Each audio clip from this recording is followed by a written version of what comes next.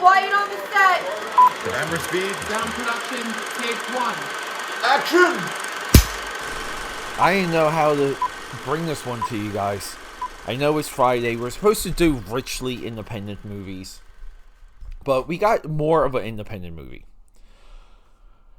$10 million budget, brought to us by Neon, if that means anything. I hate how some of these production companies like A24 have become brands, quote unquote. I just want the movie. Just make good movies. I don't care who puts it out. A little bit divergent today because I bumped what we were going to release because I have to bring you the monkey. But if we look at the movie poster, it's MON, and there's a little bit of a justification, like a space down. So it's Monkey. It's brought to us by Oz Perkins. We love him from Long Legs. He's got one hell of a filmography at this point. We will be discussing his films on one of our Wednesday episodes coming up. Wednesdays we profile film creators and some creative people in general, but mostly filmmakers. So I'm watching this movie and I'm just saying to myself, this has some of the most original comedy I could hope for and imagine. The violence, it's hyper. It's so hyper, it's fun. So what's the hook? We pretty much have a monkey that kills. A person controls it. They can control it. They can kill people with it. And a little bit of this movie is by the end, a little bit of a spoiler. We get to the revelation of who really is controlling the monkey. This movie is relentless. This movie doesn't spare anyone. And because of that, there's a feeling of loss throughout this entire flick. We have so many funerals, the funerals become a gag.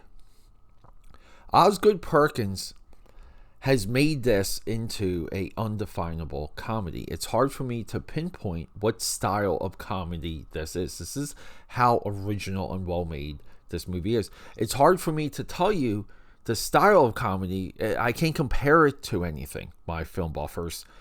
This is a film buff's dream. This is why we're talking about this right now.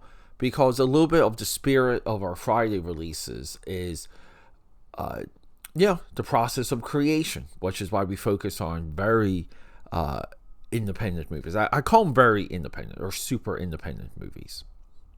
Those ones don't really get traction, by the way, but we do it because, well, we're dedicated to the next generation and all that hokiness.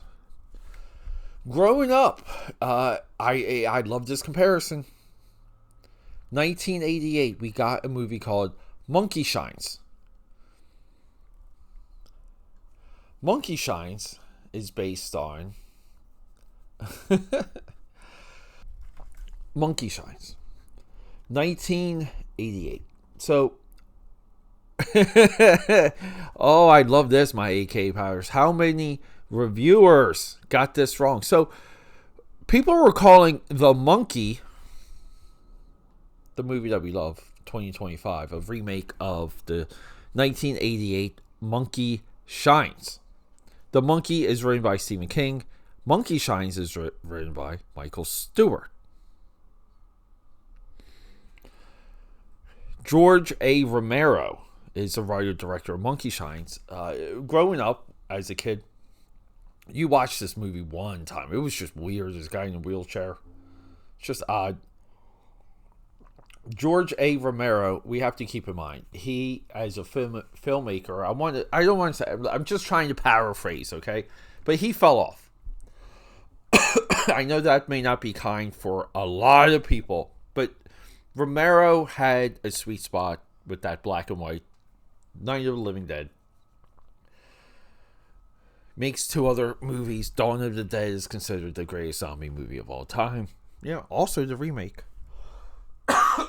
But then Day of the Dead, right, never really resonates. And at that point in big time Hollywood, well, he struggled, but he kind of came back to zombie movies, right? So that's his career. These movies are not related. My AKA Padders. So I caught the monkey. I believe it's on Peacock. I caught it somewhere. I don't even care. I was watching this movie so intently. I just wanted to keep going. I just tried to look it up. I want to say it's Hulu. I couldn't do a quick search, but it's available on digital for $10 American. This is a perfect Friday night movie. I would like to, if I can influence you, please watch it through my eyes. Be a good audience member. Put yourself in the place of haven't seen anything. You don't need to be impressed.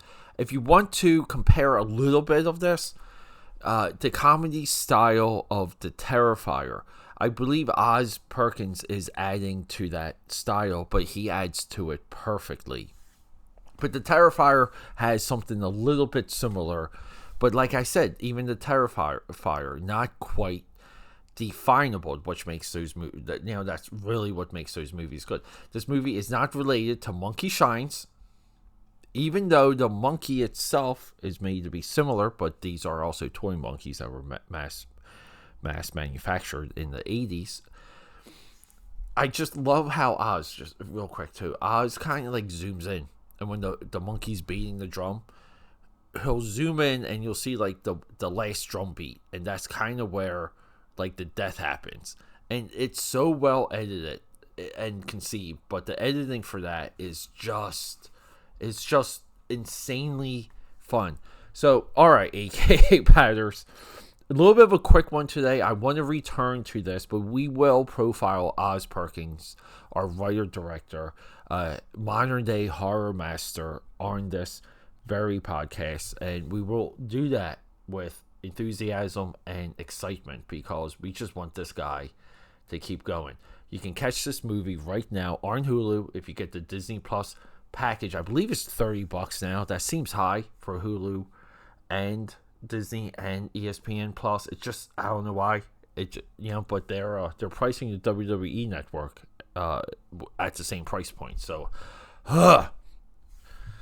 AK Padders, happy Friday. We will return to insanely independent films next Friday. If I can squeeze one in during the week for you guys, I will. Just to give you a little bit of a teaser, we did have one of the Jurassic Park Redbox movies, if you guys want to call it that, but one of the lower budgeted dinosaur movies, and there are so many of the great ones, so many great ones. They are the great ones.